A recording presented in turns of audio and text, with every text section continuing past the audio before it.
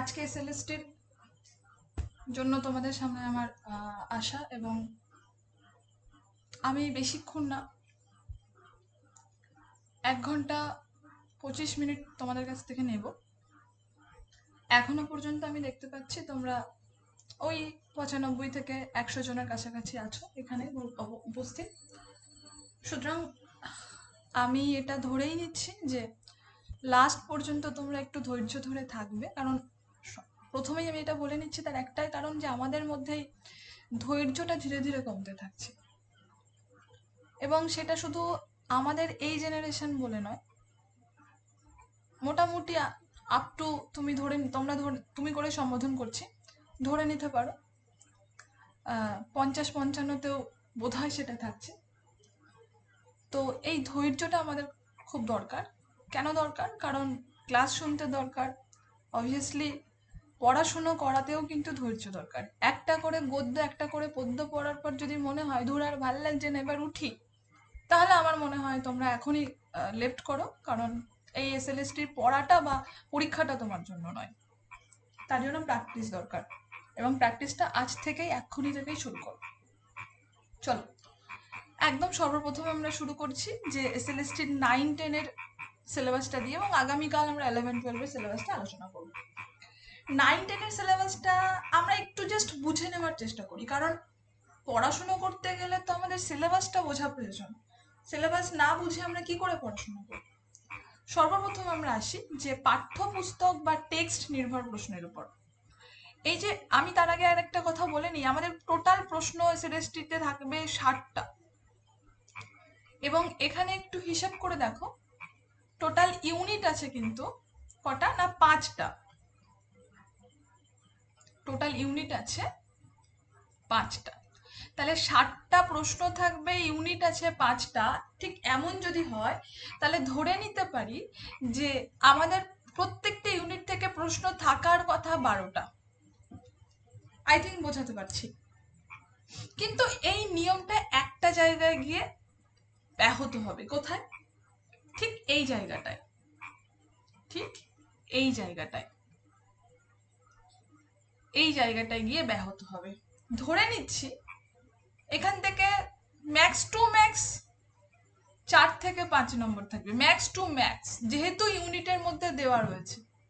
Otherwise আমি বলতাম যে এখান থেকে প্রশ্ন আসবেই না, কিন্তু যেহেতু ইউনিটের মধ্যে দেওয়া রয়েছে, সেহেতু আমি ধরে নিচ্ছি এখানে 4 থেকে 5টা প্রশ্ন আসবে। তাহলে বাকি থাকছে কটা না, 8 থেকে 9টা প্রশ্ন কিন্তু আমাদের হাতে থাকছে, বা 8 থেকে 9টা নাম্বার আমাদের হাতে থাকছে।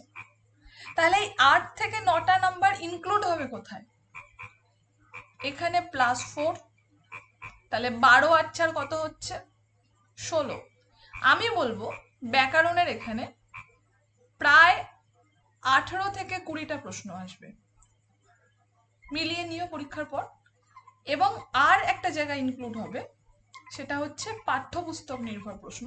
এখানেও প্রায় 18 থেকে 20টা প্রশ্ন আসবে। তাহলে এই দুটো জায়গা কি হবে, কিংবা এই তলার জায়গাটাও বা কি হবে? ভারতীয় সাহিত্য, আন্তর্জাতিক সাহিত্য। বলে রাখি, ভারতীয় সাহিত্য আন্তর্জাতিক সাহিত্যেও কিন্তু 12টা প্রশ্ন আসবে না। খুব বেশি হলে এখান থেকে প্রশ্ন আসবে 5 থেকে 6টা, খুব বেশি হলে। খুব বেশি হলে তাহলে আরো 7-8টা প্রশ্ন আমাদের সামনে থেকে যাচ্ছে। সেই 7-8টা প্রশ্ন ডিভাইড হয়ে যাবে এই জায়গাটায়, অর্থাৎ এই যে সাহিত্যের ইতিহাসে। সেখানে আমি বলবো, বা মোটামুটি যেটা বোঝা যাচ্ছে, যে প্রাচীন ও মধ্যযুগ থেকে খুব একটা বেশি না আসলেও আধুনিক যুগ থেকে কিন্তু প্রশ্ন সংখ্যা বাড়তে পারে তুলনামূলক। প্রাচীন ও মধ্যযুগের তুলনায় আধুনিক যুগ থেকে প্রশ্ন সংখ্যা বাড়তে পারে। আশা করি বোঝাতে পারছি। তাহলে একদম শুরুতে আমরা একটু প্রশ্নটা নিয়ে ডিভাইডেশন করে নিলাম, একটু ভাগযোগ করে নিলাম যে কোথার থেকে কেমন প্রশ্ন আসবে। কেন বললাম? কারণ আমরা তো প্রিপারেশন নিতে যাচ্ছি, একদম শুরু হচ্ছে। প্রিপারেশনের শুরুতে যেটা প্রয়োজন এবং প্রধান যে বিষয়টা আমাদের উঠে আসে, সেটা হচ্ছে যে প্রশ্নর পকেট ফিক্সড করা। কেন পকেট ফিক্সড করা? কারণ আমাদের দেখা প্রয়োজন, জানা প্রয়োজন যে কোন প্রশ্ন বা কোন টেক্সটগুলো আমরা পড়বো, কোন টেক্সটগুলো পড়লে, কোন বিষয়গুলো পড়লে, কোন ইউনিটটা পড়লে আমি কতগুলো প্রশ্ন ক্যাপচার করতে পারবো, তাই না? তো সেই জায়গাটা আমাদের সবার আগে এবং বেশি করে জোর দেওয়া প্রয়োজন। আমাদের এই যে জায়গাটা আছে, অর্থাৎ এই যে পশ্চিমবঙ্গ মধ্যশিক্ষা পরিষদের এই যে সাহিত্য সঞ্চয়, এখানে দুটো আছে, নবম শ্রেণী আছে এবং দশম শ্রেণী আছে। ঠিক তেমন ভাবে সাহিত্য সম্ভারের ক্ষেত্রেও কিন্তু সমভাবে প্রযোজ্য। এখানে দুটো আছে, নবম শ্রেণী আছে এবং দশম শ্রেণী আছে। প্রফেসর শঙ্কুর ডায়েরির ক্ষেত্রেও আমি একই বলবো, কোনি। অর্থাৎ হিসাব করে দেখো, এখানে টোটাল 6খানা টেক্সট আছে, 6খানা টেক্সট আছে। কি কি না, 9-এর সাহিত্য সঞ্চয়ন, ক্লাস 10-এর সাহিত্য সঞ্চয়ন, 9-এর সাহিত্য সম্ভার, ক্লাস 10-এর সাহিত্য সম্ভার, 4টে গেল প্রফেসর শঙ্কু এবং করি। ফলত এই 6টা টেক্সট যদি আমরা, আরেকটা কথা বলবো, বাজার চলতি কোনো মলার মানে ঝিকিমিকি মলার যুক্ত বই নয়। আবারও বলছি এবং বারংবার বলবো এই কথাটা, প্রত্যেকটা ক্লাসেই আমি বলি, ওই আমরা রাস্তা দিয়ে যেতে যেতে প্রচুর এধারে ওধারে প্রচুর ওই ভাজা জাতীয় বা চটপটি খাবার দেখতে পাই না, যেমন ঝালমুড়ি, এই ডাল পকোড়া, ঠিক আছে, এই চাউমিন, মুগলাই, এগরোল, ঠিক আছে, সিঙ্গারা, ইত্যাদি ইত্যাদি খাবার দেখতে পাই। কিন্তু কোনো খাবারই আমাদের স্বাস্থ্যের পক্ষে ভালো না, কিন্তু আমাদের ভাল লাগে, মনে হয় যে একটু খাই। ঠিক ওই বাজারে যে বইগুলো বেরিয়েছে এখন বর্তমানে, সেগুলো এই একই ভূমিকা আমাদের ক্ষেত্রে। একটাও আমাদের জন্য ভালো না, ভুল তথ্যে ভরপুর বইগুলো, একটু মিলিয়ে নিও। তাই একটাই সাজেশন বা একটাই কথা, যে এই বইগুলো থেকে আমাদেরকে একটু দূরে থাকতে হবে। তাহলে আমরা এখান থেকে রেডি হব কি করে? আমাদের হাতে 2 মাস সময় আছে। যদি আমরা মনে করি এই 2 মাস আমরা কাজে লাগাবো, আমাদের যার জন্য এতদূর পড়াশোনা করা, যার জন্য প্রচুর, বেশিরভাগ জন তো পয়সা খরচ করে বিএড করেছে, কয়েকজন হয়তো বা অল্প কিছু জন হয়তো আমরা সরকারি থেকে তোমরা বিএড করেছো, বেশিরভাগ জন তো পয়সা খরচ করেই বিএড করেছে। কিসের পয়সা খরচ করে? না বাবার কষ্ট করা পয়সা খরচ করে। বেশিরভাগ 90%, 10% এক্সেপশনাল হতে পারে নিজের পয়সা দিয়ে বিএড করেছে, সেটা 10%, সেটা শুধুমাত্র 10%। তাহলে বাবার এই যে ঘরমাক্ত দেহ নিয়ে বা শরীর নিয়ে যে বাড়িতে আসছে পয়সা ইনকাম করে, এবং সেই কষ্ট করা পয়সা নিজেদের শখ আহ্লাদ পূরণ না করে তোমাদেরকে দিয়ে দিয়েছে কিসের জন্য? না বিএড করতে। এবং কিসের জন্য বিএড করেছো? না তোমরা স্কুলের টিচার হওয়ার জন্য বিএড করেছো, এবং সেই সুযোগটা বোধহয় প্রথমবার তোমাদের সামনে এসেছে দীর্ঘ 10 বছর পর। তাও 10 বছর আগে যে পরীক্ষাটা হয়েছিল সেটা ওই ক্যান্সেল হয়ে গেছে, সুতরাং বলে নিতে পারি বা ধরে নিতে পারি দীর্ঘ প্রায় 15-20 বছর, 15 বছর পর তোমাদের সামনে এসছে একটা সুযোগ।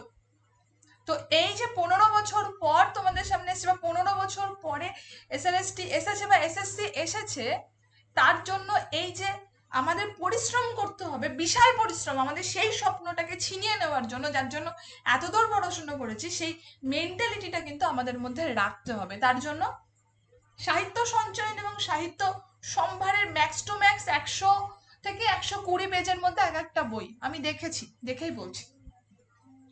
আমি যেহেতু পুরোটা 100তে বলছি, তাই বলছি 115 থেকে 20-র মধ্যে, অন্যান্য বইগুলো 100-রও নিচে আছে কিছু বই।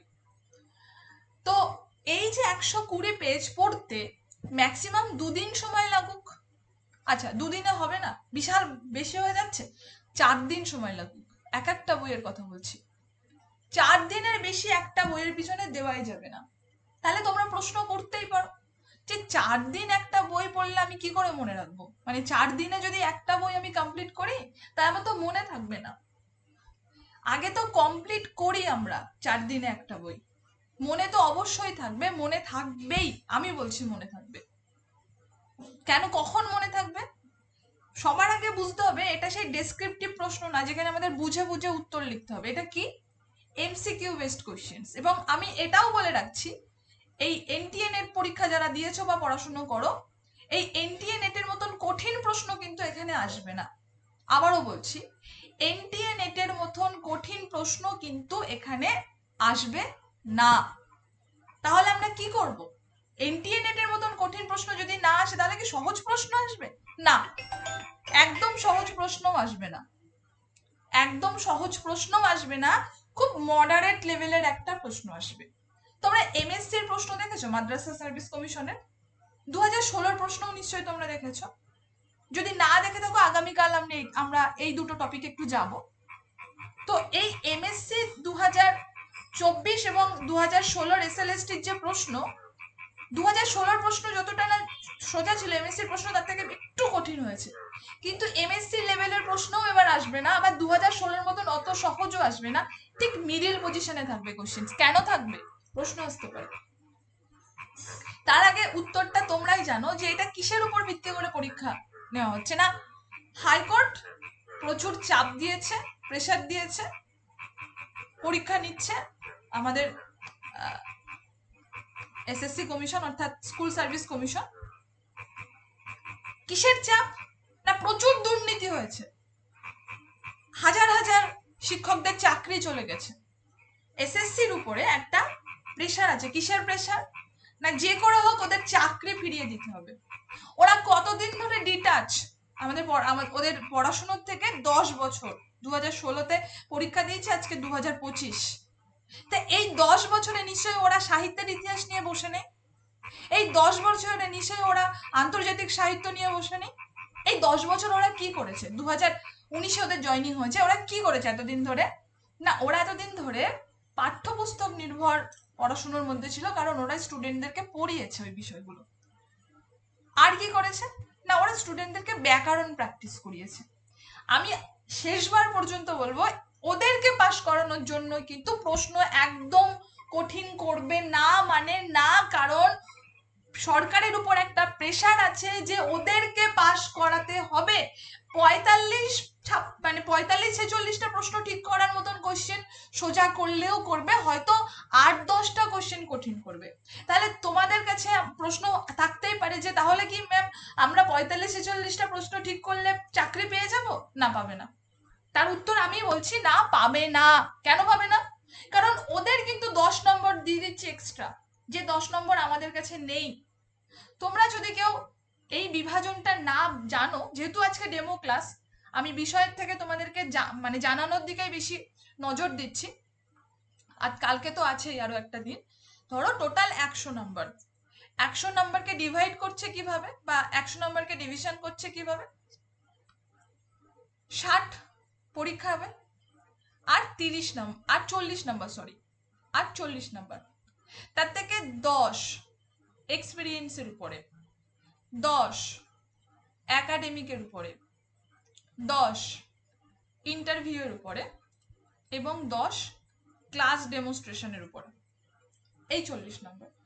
যারা ফ্রেশার্স ক্যান্ডিডেট, যারা প্রথমবার পরীক্ষায় বসছে বা যারা দ্বিতীয়বার পরীক্ষায় বসছে, কোনো স্কুলে পড়ান না, তাদের জন্য এই জায়গাটা থাকবে না। তাদের ধরে নিতে হবে তোমরা 90-এর মধ্যে পরীক্ষা দেবে, 10 তোমাদের নাই। তাহলে এই 10 কাদের জন্য? না, ওই যে বললাম, যারা স্কুল থেকে এখন বর্তমানে বিতাড়িত হয়েছে, যদিও বা যাচ্ছে স্কুলে, কিন্তু ওটা জাস্ট মমতা ব্যানার্জি দয়া করেছে বলে যাচ্ছে। তাহলে ওরা যখন 45 পাচ্ছে, তখন অটোমেটিক্যালি কিন্তু সেটা আরো 10 যোগ হয়ে 55 হয়ে যাচ্ছে। তার মানে তোমাকে কত তুলতে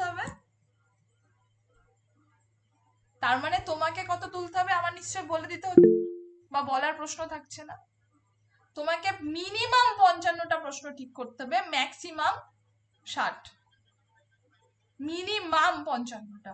55-র নিচে, যদি 50-এর নিচে তোমার নাম্বার নেমে যায়, 52 থেকে 50, 52 থেকে 50, তাহলে বলবো আমি যে তুমি আর চাকরিটা পাবে না, যদি না তোমার এক্সপিরিয়েন্স থাকে, যদি না তোমার এক্সপিরিয়েন্স থাকে। তাহলে 52 থেকে 50-এর মধ্যে আমি বলবো না, আমি সেফ জোনে রাখার জন্য বলবো অন্তত 55টা প্রশ্ন অন্তত ঠিক করতে হবে, অন্তত 55টা প্রশ্ন ঠিক করতে হবে। তার জন্য আমাদের কি করতে হবে? খুঁটিয়ে খুঁটিয়ে টেক্সট পড়তে হবে। আমি কি বলেছি? 4 দিন, প্রত্যেক দিন খুব ক্যালকুলেট করে কিন্তু পড়াশোনা করতে হবে। আবারও বলছি, প্রত্যেক দিন যদি দিনে 14 ঘন্টা করে পড়ি, তাহলে 4 দিনে কিন্তু এক একটা টেক্সট খুঁটিয়ে খুঁটিয়ে কমপ্লিট করা হয়ে যাবে। প্রশ্ন আসতে পারে, তোমরা বলতে পারো যে 4 দিনে একটা টেক্সট পড়লে তো আমার মনে থাকবে না। যদি তোমাদের পড়াশোনার, যারা কম্পিটিটিভ পড়ো তাদের মনে থাকবে, যারা কম্পিটিটিভ পড়ো না তাদের মনে রাখাটা সত্যি একটু চাপ, কারণ নতুন লাগবে সবকিছু।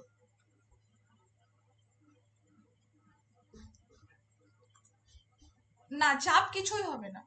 তোমরা এর থেকে অনেক কঠিন কঠিন পরীক্ষায় পাশ করেছো, অনেক কঠিন কঠিন পরীক্ষা দিয়েছো, অনেক কঠিন কঠিন সমস্যার সম্মুখীন হয়েছো, তার কাছে এটা কিচ্ছু না, নাথিং।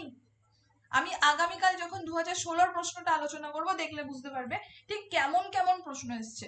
কোনি থেকে একটা মাত্র প্রশ্ন এসছে, ক্ষিতীশের স্ত্রীর নাম কি, খুব সোজা একটা ছোট্ট লাইন তুলে দিয়েছে কলিঙ্গ দেশের ঝড় বৃষ্টিতে, একদম প্রথম দিককার একটা লাইন। মানে আমরা যদি সিলেবাসটা ঠিক করে কভার করতে পারি, তাহলে আমি বলবো যে পরীক্ষা পাশ করাটা খুব একটা কঠিন হবে না। পাশ না, 50টার উপরে প্রশ্ন ঠিক করাটা খুব একটা কঠিন হবে না। আবারও বলছি, খুব একটা কঠিন হবে না, কিন্তু আমাদের সিলেবাসটা কিন্তু কভার করতে হবে। তার জন্য আমাদের দিনে অন্তত 14 ঘন্টা করে পড়তে হবে। এইবার তোমাদের আর একটা কথা বলবো, যেটা খুব ইন্টারেস্টিং জায়গা। আমি একটু নিচে নামাচ্ছি, আমার বোর্ড দরকার, আমি লেখার জায়গা দরকার। আচ্ছা, আমাদের বাংলা সাবজেক্ট, এখানে যারা আছো সবার বলছি একটা কথা, এই বাংলা সাবজেক্টে কিন্তু কম্পিটিশন সব থেকে হাই, সব থেকে হাই কম্পিটিশন। তাহলে আমি ধরে নিচ্ছি যে প্রত্যেক, না, হ্যাঁ, প্রত্যেক 30 জন, যতজন পরীক্ষা দেবে প্রত্যেক 30 জনে একজন করে চাকরি পাবে। পরীক্ষা দেবে, ইন্টারভিউ নয় কিন্তু, যতজন পরীক্ষা দেবে মিলিয়ে নিও, প্রত্যেক 30 জনে একজন করে চাকরি পাবে। তো তোমাদের এখানে এখন প্রায় কতজন আছো দেখি, 124-25 জন আছো। তো এই 124-25 জনের মধ্যে আমি তোমাদেরকে বলছি, তোমরা যদি সিরিয়াসলি পড়ো 20 জন চাকরি পাবে, বাদ বাকি 104 জন পাবে না। খারাপ লাগছে শুনতে, খারাপ লাগছে শুনতে, আমি জানি। এইবার আসল জায়গাটা বলবো, যতজন বিএড কমপ্লিট করেছে সবাই পরীক্ষা দিতে যাবে, সবাই পরীক্ষা দিতে যাবে। ধরে নিলাম, আমি আবারও বলছি, ধরে নিলাম 100 জন, সেহেতু তোমাদেরকে বোঝাতে সুবিধা হবে। ধরে নিলাম 100 জন বিএড কমপ্লিট করেছে, ধরে নাও তার মধ্যে 95 জন পরীক্ষা দেবে। 5% এমনি ফর্ম ফিল আপ করে পরীক্ষার হল পর্যন্ত পৌঁছায় না, তাদের মনে হয় না ঠিক আছে প্রচুর পয়সা আছে বরের কিংবা বাবার, ঠিক আছে ফর্মটা ফিল আপ করে দিলাম, পরীক্ষার আগের দিন বা 2-4 দিন আগে মনে হয় দূর, আবার কষ্ট করে ঘর থেকে বেরিয়ে পরীক্ষা দিতে যাব, কি করতে, দরকার নেই, যথারীতি তারা পরীক্ষা দিতে যায় না। তোমাদের এই সুবিধা কি অসুবিধা জানি না, যায় না তারা। এইবার তাহলে তোমাদের কিন্তু 95, 5 জন অটোমেটিক কেটে গেল, 95 জনের মধ্যে কম্পিটিশন করতে হবে। মনে রাখবে, প্রত্যেক 5 জনে একজন, প্রত্যেক 5 জনে একজন, ঠিক আছে। আমি জাস্ট একটা রেশিওতে যাচ্ছি, ঠিক আছে, বড় বড় এতে গেলে বুঝতে পারবে না। এইবার এই যে 95 জন, এই 95 জনের মধ্যে 30 জন পড়াশুনো করে পরীক্ষা দিতে যাবে, 30 জন পড়াশুনো করে পরীক্ষা দিতে যাবে। আমি তোমাদের বলছি, বাদ বাকি যে জনগুলো আছে, অর্থাৎ এই 30 জনের বাইরে যারা, কেউ পড়াশোনা করে পরীক্ষা দিতে যাবে না। বড় জোর বাজার থেকে গিয়ে বইগুলো কিনে নিয়ে আসবে, কিনে এনে রেখে দেবে, কারণ পড়াশোনা করা অত সহজ নয়। সুতরাং কম্পিটিশনটা কিন্তু কমছে। কোথায় কমছে? এই যে তুমি পরীক্ষা দেবে বলে ক্লাসে এসছো, এই যে তুমি পরীক্ষা দেবে বলে ক্লাসে এসছো, এখানে বসে রয়েছো, প্রায় তোমাদেরকে আমি পড়াতে শুরু করেছি 20 মিনিট হয়ে গেল। এই যে 20 মিনিট ধৈর্য নিয়ে তোমরা বসেছো, এখানেই তোমরা কয়েক হাজার ছেলে মেয়েকে পিছনে ফেলে দিয়েছো। ওদের এই 20 মিনিটও ধৈর্য নেই এক জায়গায় বসে থাকার। পড়াশুনো তো অনেক দূরের কথা, পড়াশুনো তো অনেক দূরের কথা। তারপরে যখন আবার কালকে ক্লাস করবে তখন আরো কয়েক হাজার জনকে পিছনে ফেলে দেবে।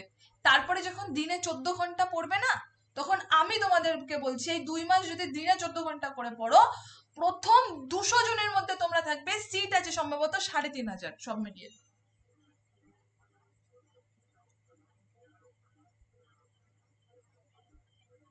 আশা করি বোঝাতে পারছি। কম্পিটিশন অনেক থাকলেও পড়াশুনো কিন্তু কেউ করছে না। আর একটা জিনিস বলবো, যারা 5 বছর 6 বছর 7 বছর আগে থেকে এসএসসি পড়ছে, অত বছর আগে থেকে এসএসসি পড়ে কোনো লাভ নেই। পড়ে যে কোনো পড়াশুনো অত বছর আগে থেকে যারা পড়ছে তারা একটা জায়গায় গেছে, কিন্তু ওই সেম জায়গাটাই চাইলে তোমরাও 2 মাসে পৌঁছাতে পারবে, কিন্তু ওই 2 মাসে হিসেব করে দিনে 14 ঘন্টা করে পড়তে হবে, আর পড়ার মতন পড়তে হবে। ওই 14 ঘন্টার মধ্যে যদি ফোন আসে, নো কল। ওই 14 ঘন্টার মধ্যে যদি পাশের বাড়ির লোক বলে ভাই এখানে একটু আয় তো, না যাবো না, কারণ এখন আমার ফিউচার ডিসাইড করা শুরু।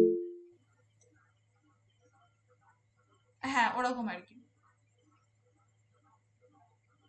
সুতরাং এই যে জায়গাটা, এই এই যে জায়গাটা, এই জায়গাটা কিন্তু আমাদের ডিসাইড করতে হবে যে আমরা কি করব, আমাদের কি করা উচিত। এই 2 মাস আমরা নিজের পিছনে সময় দেবো, নাকি বন্ধু বান্ধব গার্লফ্রেন্ড বর বউ, ঠিক আছে, এদের পিছনে সময় দিয়ে আমাদের স্বপ্নটাকে চিতায় জ্বলতে দেবো? আবার বলছি একটা কথা, যে 2025-এর পর 2035-এও এসএসসি পরীক্ষা হবে না। 2025, আমার থেকে তোমরা ভালো জানো, 2025-এর পর, খুব খারাপ লাগছে কথাগুলো শুনতে কিন্তু এটা বাস্তব, 2035-এও কিন্তু এসএসসি পরীক্ষা হবে না। আর তো সব আমি ছেড়েই দিলাম, অনেক দূর। 2035-এ এসএসসি পরীক্ষা হবে না, তখন আমাদের কারোর বয়স থাকবে না। পরে যখন এসএসসি পরীক্ষা হবে, পরের সরকার যদি আসে, এই সরকারের পর তবে এসএসসি হবে। এই সরকারে এসএসসি নিত না, হাইকোর্ট দাবড়ে এসএসসি নেওয়া করাচ্ছে। সুতরাং এই সুযোগটা কিন্তু হাতছাড়া করলে হবে না, একদমই হবে না। চলো এবার আমরা আলটিমেট জায়গায় আসি। দেখো এখানে দেখছো যে সাহিত্যের ইতিহাস, সাহিত্যের ইতিহাসের মধ্যে দুটো ভাগ করা আছে, বিভাগ ক, বিভাগ খ। বিভাগ খ এর মধ্যে আমরা দেখছি প্রাচীন ও মধ্যযুগ। এই যে প্রাচীন ও মধ্যযুগটা তোমরা দেখছো, এখানে বেশ কিছু জায়গা আছে, অর্থাৎ চর্যাপদ, শ্রীকৃষ্ণ কীর্তন, বৈষ্ণব পদাবলীর মধ্যে 4জন পদকর্তা, চণ্ডীদাস, বিদ্যাপতি, জ্ঞানদাস, গোবিন্দ দাস। এইদিকে মঙ্গল কাব্যের মধ্যে মুকুন্দ চক্রবর্তী আছে, ভারতচন্দ্র রায় আছে, বিজয়গুপ্ত আছে, কেতকাদাস ক্ষেমানন্দ আছে, ঘনরাম চক্রবর্তী আছে। এদিকে কৃত্তিবাস ওঝার আছে, মালাধর বসু আছে, কাশিরাম দাস আছে, বৃন্দাবন দাস আছে, কৃষ্ণদাস কবিরাজ আছে, আলাউল আছে, দৌলত কাজী আছে, রামপ্রসাদ সেন আছে এবং কমলাকান্ত ভট্টাচার্য আছে। এই যে জায়গাটা, এই পুরো এন্টার জায়গাটা আমাদেরকে কভার করতে হবে খুব সহজভাবে। আমি যদি চর্যাপদ থেকে শুরু করি, একদম গল্পের মতন করে শক্ত পদাবলীতে এসে দাঁড়াবো। হরপ্রসাদ শাস্ত্রী 3বার গেছে নেপালে, কি করতে না, চর্যাপদের সন্ধান করতে। প্রথম 2বার তিনি কিছু পাননি খুঁজে, শেষমেশ 1907 সালে তিনি গিয়ে খুঁজলেন, চর্যাপদ পেলেন, এবং 1916 সালে বঙ্গীয় সাহিত্য পরিষদ থেকে 1000 বছরের পুরনো বাংলা ভাষায় বহুদ্ধ গান ও দোহা বলে একখানা গ্রন্থ সম্পাদনা করে বার করলেন। সম্পাদনা মানে এডিট। কি এডিট করছে তিনি না, ওর মধ্যে তিনি চর্যাপদের বাইরেও আরো 3খানা পুঁথি ঢুকিয়েছেন। আমরা আসবো, আমাদের এখান থেকে একবারও চর্যাপদের পদগুলো নিয়ে আমি কাটাছেড়া তোমাদের করতে বলবো না, কিন্তু এটাও বলবো না যে পড়ো হরপ্রসাদ শাস্ত্রী কত সালে নেপাল গেছে, পড়ো হরপ্রসাদ শাস্ত্রী কত সালে বই প্রকাশ করেছে, না এই প্রশ্নগুলো আসবে না। তাহলে কেমন প্রশ্ন আসবে না, একটু ডিপে যেতে হবে। কেমন ডিপে যেতে হবে না, আমাদের দেখতে হবে চর্যাপদকে কোন কোন গবেষক, যেমন সুকুমার সেন, অসিত কুমার বন্দ্যোপাধ্যায়, এরা কি নাম দিচ্ছে। আমাদের দেখতে হবে চর্যাপদের মধ্যে কতগুলো চক্র আছে, 4টি চক্র আছে। এই চক্রগুলো কোথায় অবস্থিত? মস্তিষ্কে। তাহলে মস্তিষ্কে যে চক্র রয়েছে তার নাম কি, তার ফল কি হচ্ছে, এইগুলো। এবার চলে এসেছে শ্রীকৃষ্ণ কীর্তন কাব্য। আমরা সবাই জানি শ্রীকৃষ্ণ কীর্তন কাব্য কোথা থেকে পাওয়া গেছে, কোথা থেকে প্রকাশিত হয়েছে, কার বাড়ি থেকে পাওয়া গেছে, কোন জেলায় পাওয়া গেছে। এর বাইরে একটু চলে আসি না, শ্রীকৃষ্ণ কীর্তন কাব্যেতে কতগুলো খণ্ড আছে না। শ্রীকৃষ্ণ কীর্তন কাব্যের মধ্যে একদম শুরুতে আমরা দেখি যে কোথায় দেবতারা সভা পেতেছে। শ্রীকৃষ্ণের যে বাঁশি, সেই বাঁশিটা শ্রীকৃষ্ণকে কে উপহার দিয়েছিল আমাদের একটু জানতে হবে, একটু জানতে হবে। চলে আসলাম চণ্ডীদাস, বিদ্যাপতি, জ্ঞানদাস, গোবিন্দ দাস। এর মধ্যে কাকে মৈথিলী কোকিল বলা হতো, কে ব্রজবলি ভাষায় রচনা করতো, কাকে পূর্বরাগে সেরা কবি বলা হতো, কাকে মাথুর পর্যায়ে সেরা কবি বলা হতো, কাকে অভিসার পর্যায়ে সেরা কবি বলা হতো, এগুলো জানলেই হবে আপাতত। মঙ্গল কাব্য বাংলা ভাষার অন্যতম একটা জায়গা জুড়ে আছে, তথা বাংলা সাহিত্যের অন্যতম একটা জায়গা জুড়ে আছে এই মঙ্গল কাব্য। সে গণরাম চক্রবর্তীর থেকে শুরু করে, মানে সে এদিক থেকে এদিকে মুকুন্দ রাম চক্রবর্তী পর্যন্ত, ভারতচন্দ্র, এদের বিষয় সম্বন্ধে জানতে হবে। এদের কোথায় জন্ম,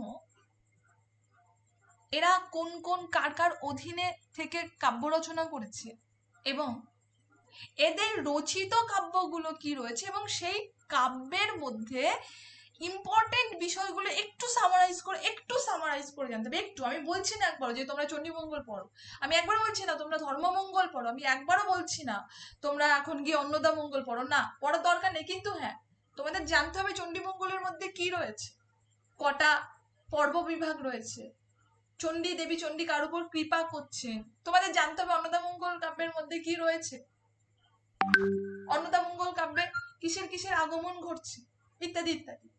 তোমাদের জানতে হবে মনসা মঙ্গল কাব্যের মধ্যে কি রয়েছে, কে কে লক্ষিন্দর রূপে জন্ম নিচ্ছে, লক্ষিন্দরের পূর্বজন্মে তার নাম কি ছিল। এই ছোট্ট ছোট্ট জিনিসগুলো তো আমাদের জানতে হতে পারে, এবং আমি যখন ক্লাস নেব তখন আমি বলে দেব। নেক্সট চলে আসছি অনুবাদ সাহিত্য, অর্থাৎ কৃত্তিবাস ওঝা, মালাধর বসু, কাশিরাম দাস।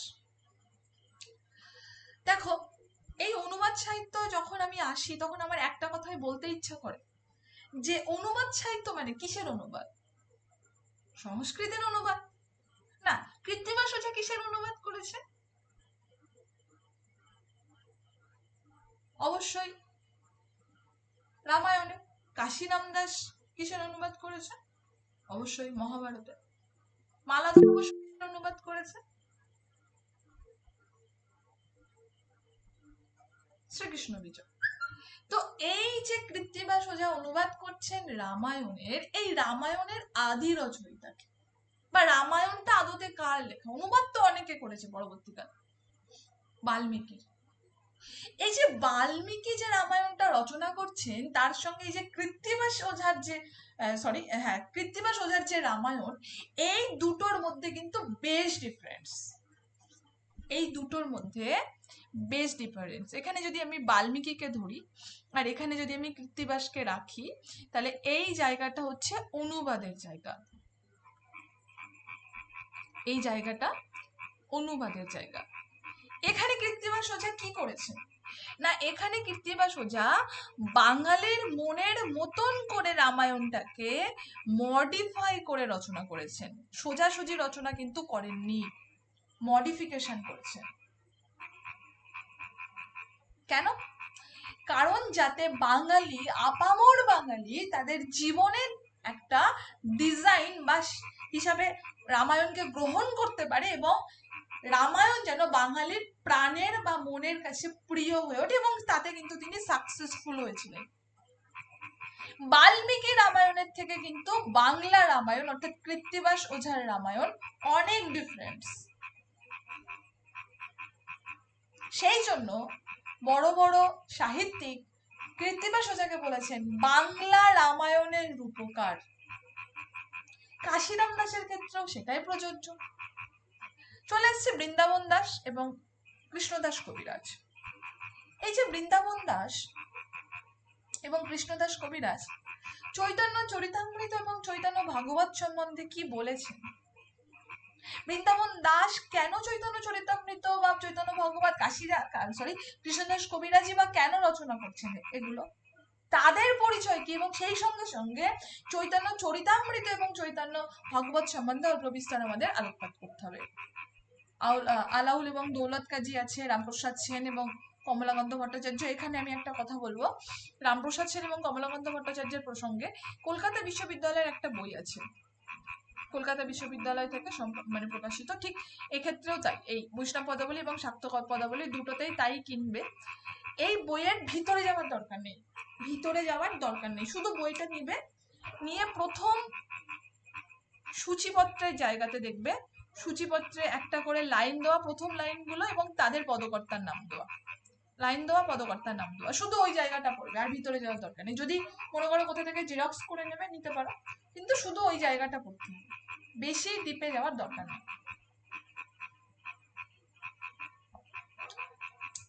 বৈষ্ণব পদাবলীর ক্ষেত্রেও ঠিক তাই।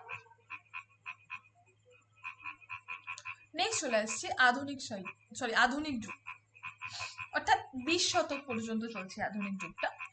একদম শুরুতে আমরা গদ্য সাহিত্য বা প্রবন্ধ সাহিত্যের কথা পাই, যেখানে বিদ্যাসাগর থেকে শুরু হচ্ছে, তারপরে বঙ্কিমচন্দ্র, রবীন্দ্রনাথ ঠাকুর, প্রমথ চৌধুরী, সুনীত কুমার চট্টোপাধ্যায়, সৈয়দ মুস্তফা আলী, জগদীশ চন্দ্র বসু, বিনয় ঘোষ।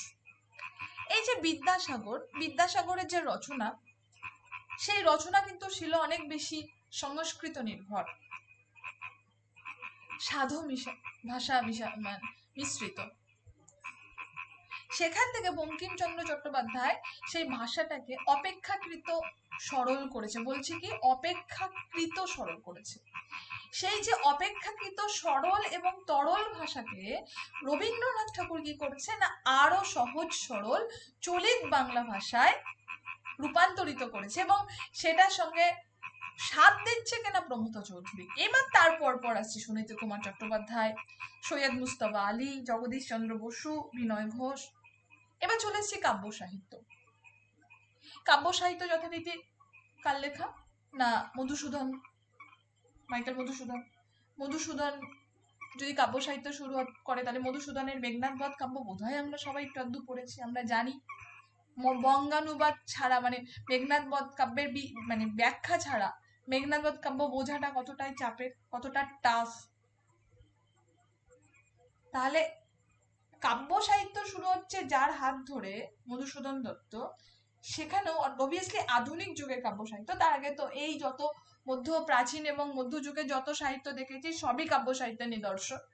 তো সেখান থেকে কিন্তু সেই মধ্যযুগীয় ভাবধারা বা মধ্যযুগীয় যে ঘরানা বা স্টাইল, পুরোটা কিন্তু মধুসূদন ত্যাগ করতে পারেনি, কিছুটা রেখেছে, এবং কিছুটা আধুনিকতা এবং কিছুটা পাশ্চাত্য ভাবধারার মিশিয়ে মধুসূদন দত্ত রচনা করছেন তার বিভিন্ন কাব্যগ্রন্থ। এরপরে চলে আসছে বিহারীলাল, চলে আসছে তার রচিত বিখ্যাত কাব্যগ্রন্থ সাধের আসন, সারদা মঙ্গল। সেখানেও আমরা দেখেছি, হ্যাঁ আমাদের অত খটোমটো লাগছে না বিহারীলালের সাধের আসন, সারদা মঙ্গল পড়ে, যতটা না আমাদের মেঘনাদ বধে লেগেছিল, একটু সহজ হলেও ততোধিক সহজ নয়, ততোধিক যে আমি চট করে পড়লাম বুঝে নিলাম ততোধিক সহজ কিন্তু নয়। কিন্তু যখন রবীন্দ্রনাথ ঠাকুর আসছে, এইবার বাংলা কাব্য জগৎ বা বাংলা কবিতার অন্য একটা স্টাইল তৈরি হচ্ছে। তিনি তার মতন করে সহজ সরল ভাবে কবিতা রচনা করছেন। তার কবিতা যখন কেউ পড়ছে, তখন তাদের মনে হচ্ছে যে এই কবিতা তো আমরাও লিখতে পারি, এই কবিতা তো আমরাও লিখতে পারি। এইটা কিন্তু মনে হচ্ছে কাদের মনে হচ্ছে না, নজরুলের সময়কার যারা কবিরা ছিল, যেমন সত্যেন্দ্রনাথ দত্ত, যেমন যতীন্দ্রনাথ সেনগুপ্ত, এদের। কিন্তু এইখানে তারা প্রচন্ড বড় একটা ভুল করে ফেলেছে। কি ভুল না, রবীন্দ্রনাথকে তারা অনুকরণ করতে গেছিল, রবীন্দ্রনাথকে তারা অনুসরণ করতে গেছিল। আমরা আসলে আশা করি চোরাবালি দেখেছি সবাই, না দেখলেও টিভিতে দেখেছি, ইউটিউবে দেখেছি। আমরা দেখেছি চোরাবালিতে পা দিলে পা ডেবতেই থাকে, ওঠার আর সম্ভাবনা থাকে না। তা রবীন্দ্রনাথ কিন্তু তাদের কাছে সেই চোরাবালি। তারা রবীন্দ্রনাথকে অনুসরণ করতে গিয়ে তারা রবীন্দ্রনাথের মধ্যে হারিয়ে গেছেন, সেটা তারা বুঝতেও পারেননি। ফলত একটা দীর্ঘকাল যাবৎ রবীন্দ্রনাথ একা বাংলা কাব্য জগৎ শুধু নয়, বাংলা সাহিত্য জগতে রাজত্ব করেছেন। এবং রবীন্দ্রনাথের একটা মস্ত বড় গুণ, একটা সময় বাদে বাদে অর্থাৎ একটা টাইম পিরিয়ড পর পর রবীন্দ্রনাথ তার লেখার যে স্টাইলটাকে সম্পূর্ণ চেঞ্জ করে দিয়েছে, সম্পূর্ণ চেঞ্জ। সেই জন্য রবীন্দ্রনাথের যে রচনাগুলো আমরা দেখি, যে উপন্যাসগুলো দেখি, যে কাব্যগ্রন্থগুলো দেখি, সেইগুলো একটু সময়ের একটু সময়, ধরো প্রথমে তুমি চিত্রা পড়লে, কিছুদিন পর তুমি পুনশ্চ পড়ো, তুমি চিত্রার কবি যে রবীন্দ্রনাথ আর পুনশ্চর কবি যে রবীন্দ্রনাথ, দুটোকে মেলাতে পারবে না। নেক্সট চলে আসছি নজরুল ইসলাম। তাহলে রবীন্দ্রনাথের এই হেন দৃঢ় কিরণের মধ্যে বা ঔজ্জ্বল্যের মধ্যে বা তোমার প্রভাবের মধ্যে নজরুল ইসলাম কিভাবে আলাদা হয়ে ধরা দিল? আমরা নজরুল ইসলামের স্ট্রাগল, আমরা নজরুল ইসলামের জীবন সংগ্রাম, জীবন ধারা মোটামুটি সবাই টুকটাক জানি। ফলত এই যে জায়গাটা সেই জায়গা থেকে নজরুলের লেখার স্টাইল কিন্তু সম্পূর্ণ চেঞ্জ হয়ে গেছে। নজরুল নিজের জীবন অভিজ্ঞতা তার কাব্যের মধ্যে, তার লেখনীর মধ্যে ফুটিয়ে তুলেছে, তার সাহিত্যের মধ্যে ফুটিয়ে তুলেছে। কিন্তু রবীন্দ্রনাথকে জাস্ট প্রোটেস্ট করার জন্য, রবীন্দ্রনাথকে থামানোর জন্য, রবীন্দ্রনাথের বাইরে বেরোনোর জন্য একটা যুগ তৈরি হয়ে গেল, একটা পত্রিকা তৈরি হয়ে গেল, যাকে আমরা বলি কল্লোল পত্রিকা। যে যুগটাকে আমরা বলি কল্লোল যুগ, তারপরেও কিন্তু রবীন্দ্রনাথকে থামানো যায়নি। তৎকালীন সময়ে রবীন্দ্রনাথের বিরুদ্ধে বিদ্রোহ শুরু হয়েছিল, এবং যারা সকালবেলা রবীন্দ্রনাথের বিরুদ্ধে বিদ্রোহ করত, তারা রাতের বেলা ঘরে গিয়ে গোগ্রাসে রবীন্দ্র গ্রন্থই পড়ত। কেন? কোথাও না কোথাও গিয়ে তারা ওই রবীন্দ্রনাথের মতোই হতে চাইতো। তার মধ্যে উল্লেখযোগ্য বুদ্ধদেব বসু। নেক্সট চলে আসছি যতীন্দ্রনাথ সেনগুপ্ত, এবং বুদ্ধদেব বসু সম্বন্ধে আলাদা করে কিছু বলবো না। জীবনানন্দ দাশ সেই সময় বাংলা কাব্য সাহিত্যে একটা আলাদা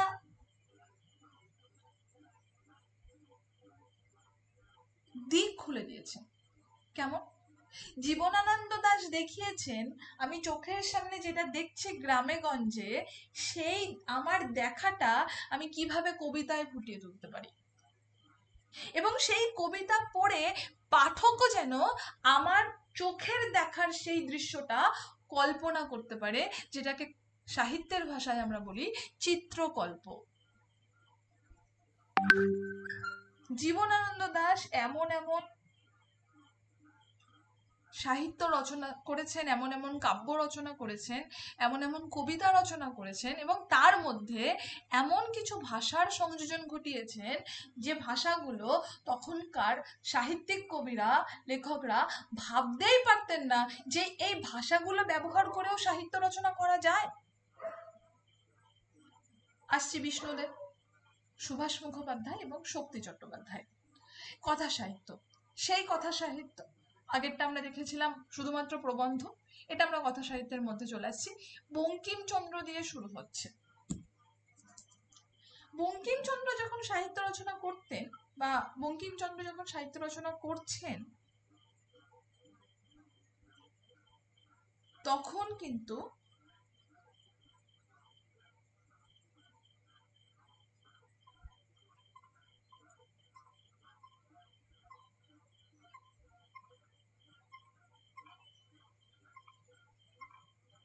তখন ওরা কি করেছে না, তখন বঙ্কিমচন্দ্র সেই যে সময় সতীদাহ প্রথা, বিধবা বিবাহ, এইগুলোর কোথাও না কোথাও বিরুদ্ধে গিয়ে উনি সাহিত্য রচনা করেছেন, কথা সাহিত্য।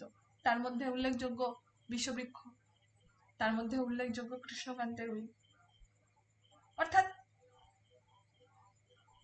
বঙ্কিম পুরুষতান্ত্রিক সমাজে বিশ্বাস করতেন। বঙ্কিম বিশ্বাস করতেন যে বিধবাদের বিয়ে করলে ওরা আসলে সেই বিষবৃক্ষের মতো কোথাও না কোথাও গিয়ে ক্ষতি করবে। ফলত বঙ্কিমচন্দ্রের সাহিত্য কখনো, কথা সাহিত্য বিশেষত, আমরা এমনি পড়তে পারি, কিন্তু তৎকালীন সামাজিক উন্মেষের জন্য কতখানি প্রাসঙ্গিক সে বিষয়ে যথেষ্ট একটা জিজ্ঞাসা চিহ্ন পরবর্তীকালে বিভিন্ন গবেষকরা লিখেছেন। কিন্তু সেই দিক থেকে যদি আমরা রবীন্দ্রনাথ ঠাকুরে আসি, তিনি গোড়া রচনা করছেন, তিনি চোখের বালি রচনা করছেন, তিনি ঘরে বাইরে রচনা করছেন, তিনি চতুরঙ্গ রচনা করছেন। যদিও রবীন্দ্রনাথ নিজে বলছেন তার চতুরঙ্গ উপন্যাসটি একটা ছোট গল্প ধর্মী উপন্যাস। অর্থাৎ এই যে অবস্টিকাল গুলো ছিল, বাধাগুলো ছিল, যেটাকে আমরা সামাজিক বাধা বলবো, সেই বাধাগুলো থেকে কিন্তু রবীন্দ্রনাথ বেরিয়ে এসেছেন। বলা যেতে পারে বাংলা সাহিত্যটাকে টেনে বার করে নিয়ে আসছে। তারপরে তো শরৎচন্দ্র আসছে, লিখছে নিজের মনের মতন করে। তারপরে তো তারাশঙ্কর, মানিক বন্দ্যোপাধ্যায়, বিভূতিভূষণ বন্দ্যোপাধ্যায়, বিখ্যাত সৃষ্টি, পথের পাঁচালী, পরশুরাম, প্রেমেন্দ্র মিত্র, বনফুল, আশাপূর্ণা দেবী, মহাশ্বেতা দেবী, লীলা মজুমদার, সতীনাথ ভাদুরী, সমরেশ বসু। আচ্ছা, তোমাদের মনে হয় না যে এই এত এখন না পড়ি, এখন সিলেবাস নিয়ে বসবো কেন?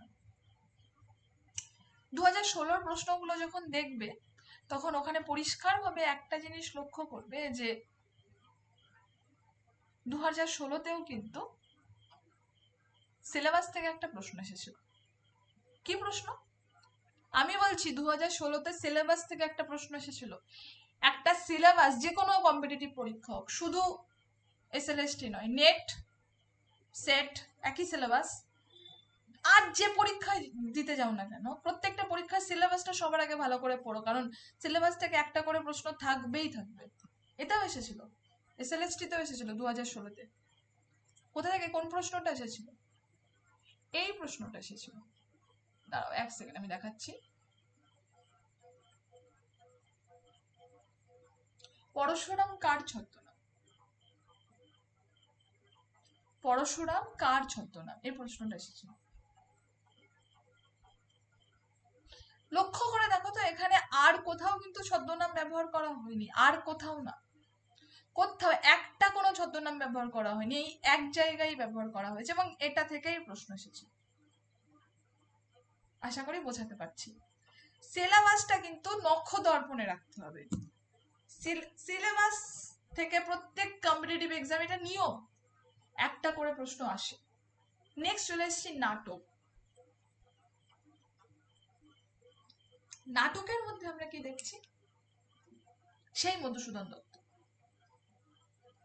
মধুসূদন দত্ত যখন নাটক লিখছেন, তিনি নাটকের সাথে সাথে প্রহসনও লিখছেন, অর্থাৎ বুড়ো শালিকের ঘাড়েরও, অর্থাৎ একে কি বলে সভ্যতা। অর্থাৎ তিনি কেন এই প্রহসনগুলো লিখছেন? না, তিনি বোঝাতে চেয়েছেন যে সমাজ কতটা অবক্ষয়ের পথে এগোচ্ছে।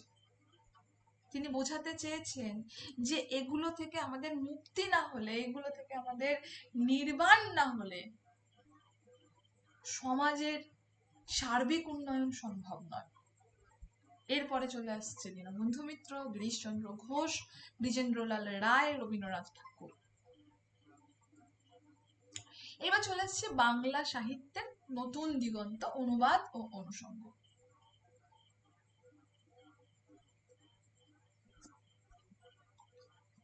এই যে বইটা, এই বইটা, সরি, এই যে ইউনিটটা, এই ইউনিটটা বললাম গুরুত্বপূর্ণ, কিন্তু খুব গুরুত্বপূর্ণ নয়। 2016 প্রশ্ন যদি আমরা একটু লক্ষ্য করি, একটু খেয়াল করি, দেখবে একটা সিঙ্গেল প্রশ্ন এখান থেকে আসেনি। একটা কোনো প্রশ্ন আসেনি ইউনিট 3 থেকে, একটা কোনো প্রশ্ন আসেনি, একটাও না।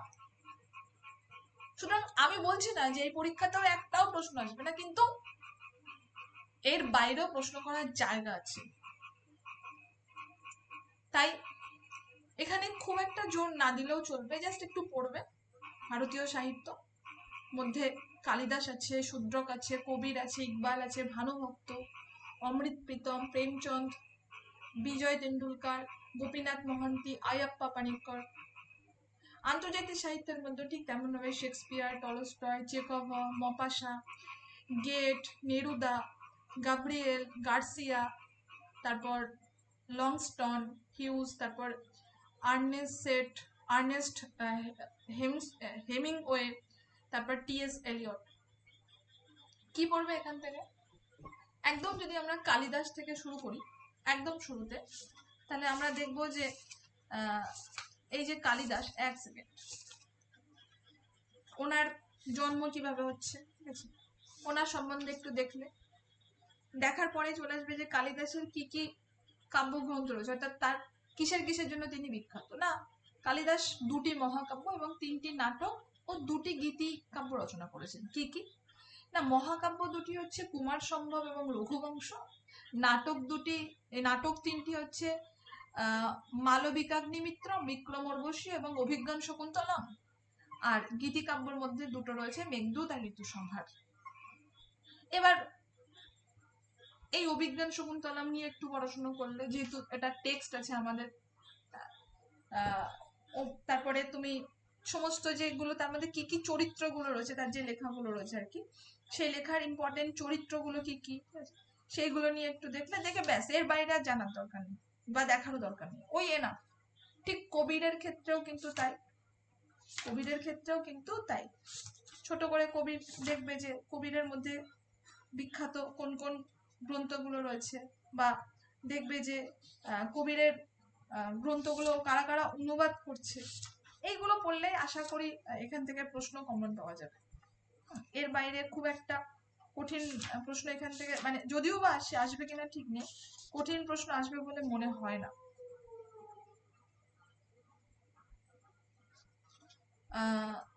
কালিদাসের পরে, যদিও বা এখানে বোধহয় নেই, শূদ্রকও কিন্তু বেশ গুরুত্বপূর্ণ, এখানে তো আছে। এবং আমরা দেখছি যে শূদ্রকের বিভিন্ন নাটক আছে, যেমন ধরো মৃচ্ছকটিক, ঠিক আছে। তো এই যে মৃচ্ছকটিক কখন রচিত, না আমরা যদি একটু ভালো করে ঘাটাঘাটি করি তাহলে দেখি প্রথম থেকে ষষ্ঠ শতকের মধ্যে কোনো এক সময়। এ প্রসঙ্গে একটা কথা বলে রাখি যে তৎকালীন সময়ে যেসব সাহিত্য রচনা হয়েছে, সেসব সাহিত্যের মধ্যে কিন্তু তাদের যে সময়কালটা ঠিকঠাক ভাবে দেওয়া নেই। কেন দেওয়া নেই? তার একটাই কারণ যে এই সময় তারা সময়ের উপর খুব একটা গুরুত্ব দিত না। দেওয়া থাকলে ওই অন্নদা মঙ্গল বলো, চণ্ডী মঙ্গল বলো, খুব তোমার একটা শ্লোক দেওয়া রয়েছে, যে শ্লোকটা এক একজন এক এক রকম করে ব্যাখ্যা করেছে। তাই একটা কথা আমি বলবো, এইসব পুরোনো কাব্যগ্রন্থ বা পুরোনো যে কোনো গ্রন্থই হোক না কেন, ঠিক আছে, এখান থেকে কখনো সময়কাল আসবে না, কোনো দিনও সময়কাল আসবে না। সুতরাং পড়তে যেও না যে শূদ্রকের কোন কোন কাব্য কোন কোন সময় লেখা, ঠিক আছে, কালিদাসের কোন কোন কাব্য। দেখবে কম্পিটিটিভের যে বইগুলো বেরিয়েছে এখন এসএলএসটি, যদি তোমরা কেনো, না কিনতেই বলবো, তাহলে দেখবে অলরেডি ওরা সময় দিয়ে রেখে দিয়েছে, ওরা সব নিজেরা জেনে গেছে, ঠিক আছে, একদম সময়। বড় বড় সাহিত্যিক সুকুমার সেন, অসিত কুমার বন্দ্যোপাধ্যায়, এরা সময় দিইনি, অথচ ওরা সময় দিয়ে দিয়েছে, ঠিক আছে। সুতরাং ওইগুলো পড়ার দরকার নেই, ওখান থেকে কখনো প্রশ্ন আসবে না। ঠিক আমরা যদি আরেকটু এগোই, তাহলে শেক্সপিয়ার দেখবো, টলস্টয় দেখবো, এদের ওই সেম বলবো যে কোন কোন কাব্যগ্রন্থ বা কি কি গ্রন্থ তারা রচনা করেছে, এবং তার মধ্যে যদি নাটক ফাটক হয়, অর্থাৎ ড্রামা হয়, সেই ড্রামাগুলোর মধ্যে হচ্ছে কোনো ড্রামা যদি থাকে, তাহলে সেই ড্রামাগুলোর বিখ্যাত চরিত্র কি কি আছে, ধরো প্রশ্ন আসতে পারে এই চরিত্রটা কোথায় আছে, ঠিক আছে, এর বাইরে যাওয়া দরকার নেই। এবার চলে আসছি ইংরেজি থেকে বাংলায় অনুবাদ। এই যে ইংরেজি থেকে বাংলায় অনুবাদ, এই যে পার্টিকুলার জায়গাটা, এটা কিন্তু আমাদের বাংলার ছেলে মেয়েদের পক্ষে একটু টাফ। কেন? কারণ সেই উচ্চ মাধ্যমিকে লাস্ট ইংরেজি পড়েছি, খুব লজ্জা লাগছে বলতে এবং তোমাদের শুনতে। তাহলে এর থেকে আমাদের নির্বাণ লাভ কি করে হবে? নির্বাণ লাভ বলছি আমি ওই বুদ্ধিস্টের ভাষায়, মুক্তি কি করে হবে? তা একটাই উপায় আছে, যেটা আমার মনে হয়। কি উপায়? না, আমরা প্রত্যেকদিন বোধহয় কলেজে লাস্ট ইংরেজি, আচ্ছা বেশ, আমরা প্রত্যেকদিন বোধহয় একটু আধটু পড়েছি কি, সরি, আমরা একটু আধটু 5-7 টাকা খরচা করি। কি খরচা করি? চা খেতে, ঘুরতে যেতে, ফুচকা খেতে, আইসক্রিম খেতে, ঠিক আছে, করি খরচা, আমি জানি, আমরা সবাই টুকটাক করি। তো সেখান থেকে একটু পয়সা বাঁচিয়ে, কিংবা যদি মনে করি যে ঠিক আছে বাঁচানোরও দরকার নেই, ঠিক আছে এমনি করি খরচা, আমরা প্রতিদিন একটা করে ইংলিশ নিউজ পেপার নিব।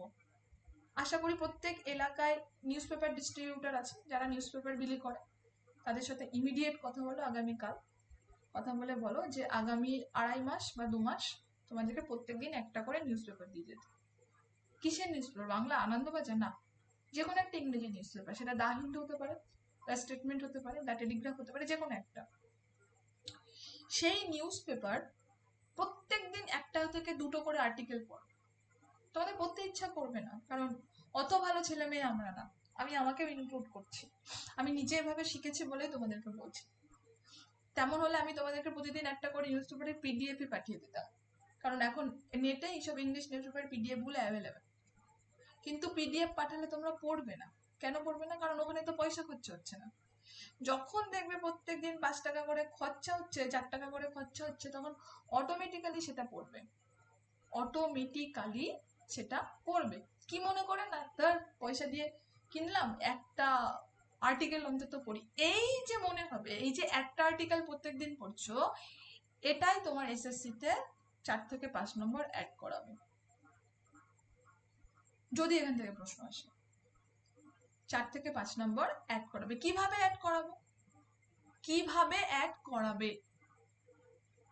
দেখো, একটা ছোট্ট বিষয় বা ছোট্ট হিসাব, যে আমি যদি লাস্ট 2 মাস প্রত্যেক দিন 2টো করে আর্টিকেল পড়ি, তাহলে প্রথম 10 দিন বুঝতে পারবো না কি রয়েছে আর্টিকেলের মধ্যে, কিন্তু কিন্তু পরবর্তীকালে, অর্থাৎ 10 দিনের পর কিন্তু আস্তে আস্তে আস্তে আস্তে আস্তে আস্তে তার মানেটা বুঝতে পারবো, তার মানেটা বুঝতে পারবো, আর যে মানেটাই আমাদের দরকার।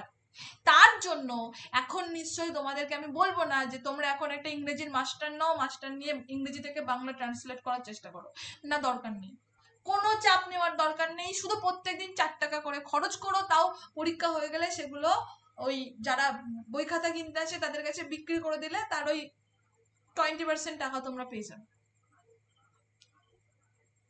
বেশি না, সব মিলিয়ে দেখা গেল 400 টাকা খরচা হচ্ছে 2 মাসে, এবং 400 টাকার জন্য 4 থেকে 5টা কোশ্চেন কিন্তু হাতের মধ্যে চলে আসবে। সেই সঙ্গে সঙ্গে তোমরা জানতে পারবে বর্তমানে কি হচ্ছে দেশে, এবং এই নিউজ পেপার পড়াটা কিন্তু খুব দরকার, খুবই দরকার। আবারও বলছি, প্রথম 10 দিন কিন্তু ভাল লাগবে না, কিন্তু এই 10 দিন যদি কষ্ট করে, যে বললাম ক্লাসের শুরুতে, ক্লাসের প্রথম প্রথম কিন্তু ভাল লাগবে না, এই যে 10 দিন কষ্ট করে পড়ছো, এই 10 দিন কষ্ট করে পড়ার পর দেখবে 11 দিন থেকে এমনিতেই তুমি বসে পড়ছো পড়তে, তখন আর আলাদা করে কিছু মনে হবে না, একটা অচেনা অপরিচিত কিছুই মনে হবে না, মনে হয় পড়ি, এবং সুন্দর একটা কালচার এর সঙ্গে তুমি মানে তোমার অভ্যাস হবে, তুমি একটা সুন্দর কালচারের সঙ্গে তুমি ইন্ট্রোডিউসড হবে। হ্যাঁ, আসেনি, কিন্তু 2025-এ আসবে না তার কোনো মানে নেই, 2016-তে যে আসেনি সেটা আমি জানি। নেক্সট চলে আসছি ব্যাকরণ। আবারও বলছি, 2016-তে আসেনি বলে 2025, আমি বললাম সেই জন্য প্রথমে যে 12 নম্বর থাকার কথা, আমি 12 নম্বর ছেড়ে দিলাম, 5 থেকে 6 নম্বর কিন্তু থাকতে পারে। এরকম করে একটা ইউনিটকে গোটাটা বিসর্জন দিয়ে পরীক্ষা হলে যাবে না, পড়ে যাবে। আবারও বলছি, পড়লে পড়ার মতন পড়বে, না হলে সময়, টাকার থেকে ইম্পর্টেন্ট সময়, ঠিক আছে? টাকা নষ্ট হবে আমি এটা বলবো না, ঠিক আছে, টাকা তোমাদের কাছে প্রচুর আছে, এখন মানুষের কাছে প্রচুর টাকা, কিন্তু সময় নষ্ট হবে, যেটা আমাদের জন্য খুব ইম্পর্টেন্ট। এই সময়টা, এই বয়সে দাঁড়িয়ে এক এক মিনিট সময় কিন্তু আমাদের জন্য গুরুত্বপূর্ণ, এবং আমরা বিদেশিরা, আমরা সময়কে বলি যে টাইম ইজ গড, আমরা, এবং বিদেশে যদিও বলে টাইম ইজ মানি, কিন্তু আমরা দেশিরা, আমরা আমাদের ভারতীয় সংস্কৃতিতে বলে যে সময় হচ্ছে ঈশ্বর। সুতরাং সময়কে যদি আমরা মূল্য না দিই, সময়ও আমাদের মূল্য দেবে না, ওরই বা কোন দায় পড়েছে যে আমাদের মূল্য দেবে? সময়কে একবার আমরা মূল্য দিয়ে দেখবে সময় আমাদেরকে একদম সাকসেসের শীর্ষে পৌঁছে দেবে। চলে আসছি ব্যাকরণ। এই বলছি একটা কথা, 9-10 এর পরীক্ষার ক্ষেত্রে, যেমন আজকে আমি তোমাদের 9-10টার উপর ফোকাস করেছি, কালকে 11-12, ব্যাকরণ থেকে সর্বাপেক্ষা বেশি প্রশ্ন করবে, সব থেকে বেশি প্রশ্ন ব্যাকরণ থেকে আসবে, সব থেকে বেশি প্রশ্ন। তাহলে কি করবে তোমরা? সব থেকে বেশি যদি প্রশ্ন আসে, তাহলে কি এখন প্রতিদিন বসে বসে সন্ধি আর কারক প্র্যাকটিস করবে? না,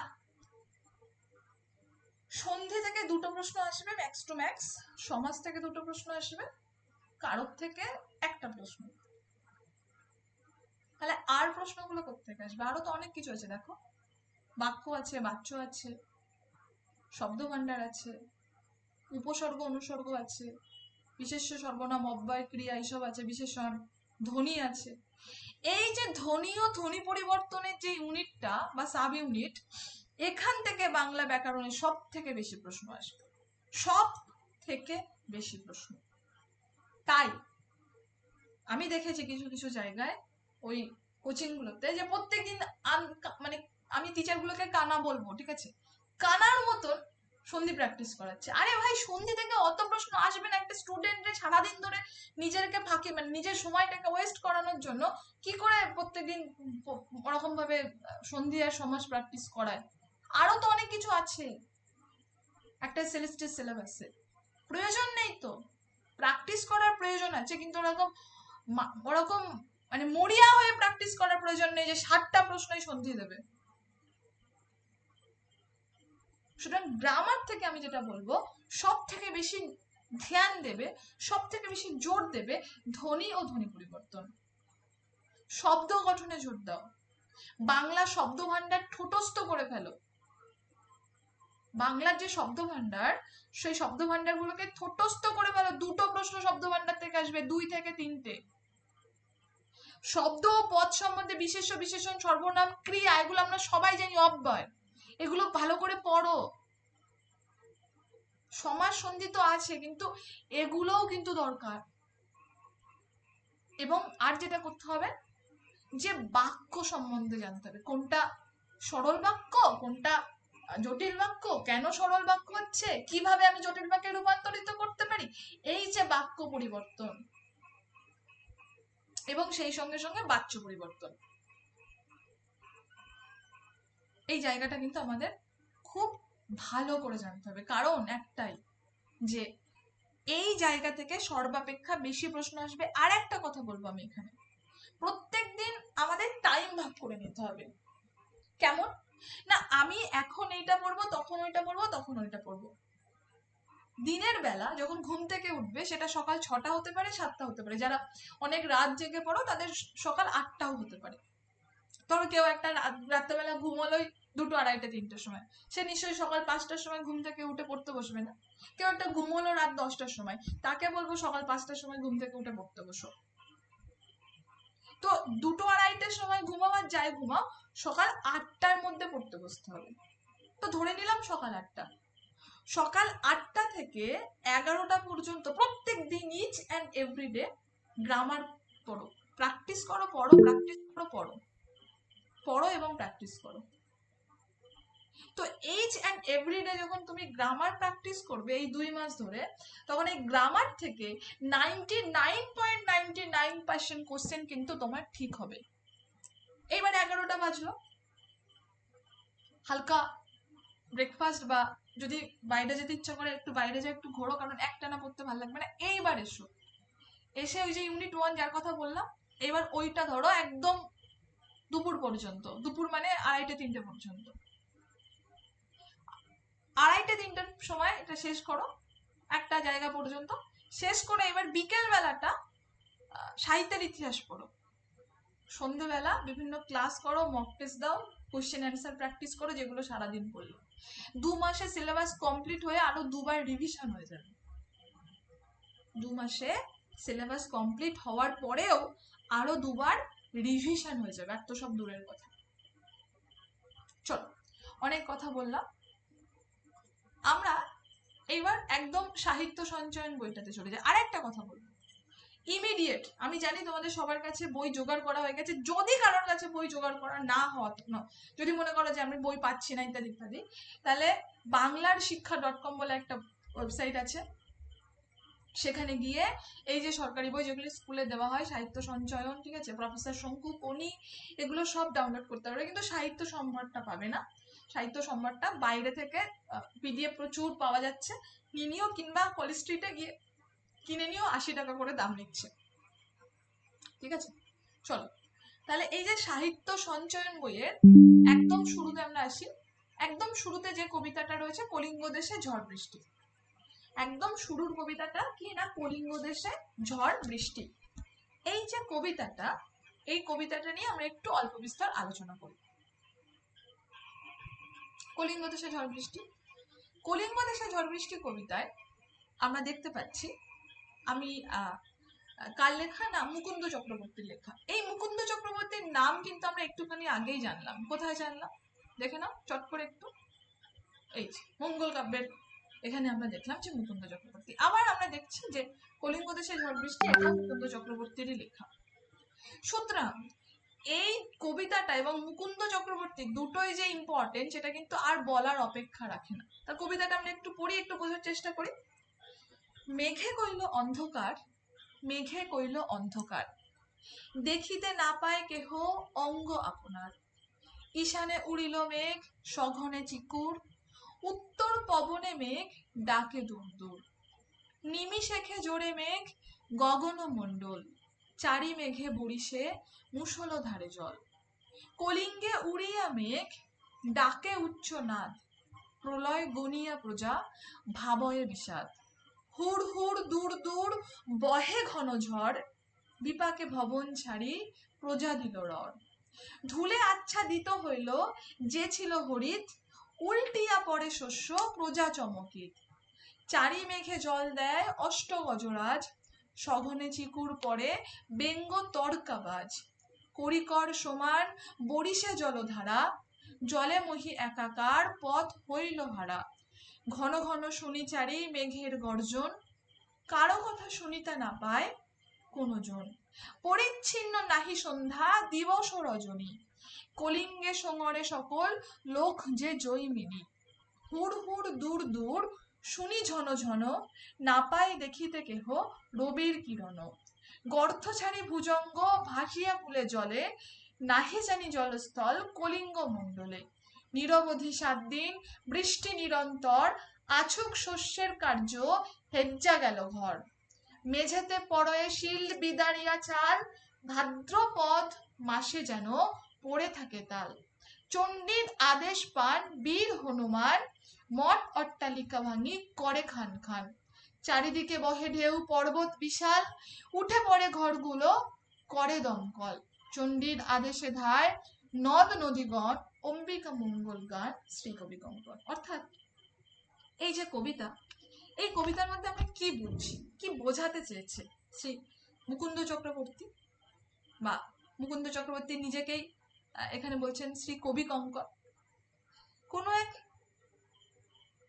আমরা যদি এখানে ভালো করে দেখি, এক সেকেন্ড,